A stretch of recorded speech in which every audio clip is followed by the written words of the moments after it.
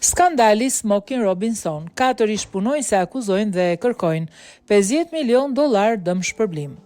Smokey Robinson, një nga figurat ikonike të muzikës soul dhe legjende e epokës moshën 1960-1970, është përballur me akuza të rënda për sulm seksual dhe përdhunim nga 4 ish punonjës të tij.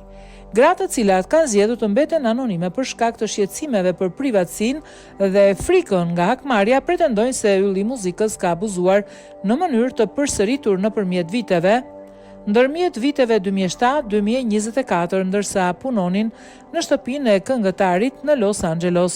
Sipas padisë ngritur në gjykatën e lartë të vendit, ylli 85 vjeçar shfrytëzonte momentet kur mbetej vetëm e to, duke injoruar kundërshtimet e tyre dhe duke krijuar një mjedispunet papërshtatshëm dhe poshtrues. Akuzat e tyre përfshirë jo vetëm sjelljet përsëritura abuzive, por edhe shkelje të rënda të drejtave të punës, përfshirë mungesën e pushimeve, pagave të drejta dhe frikësimin e vazhdueshëm. Njëra nga gratë pretendon se është sulmuar të paktën 20 herë gjatë një periudhe 12 vjeçare, ndërsa një tjetër përmend të paktën 23 raste abuzimi.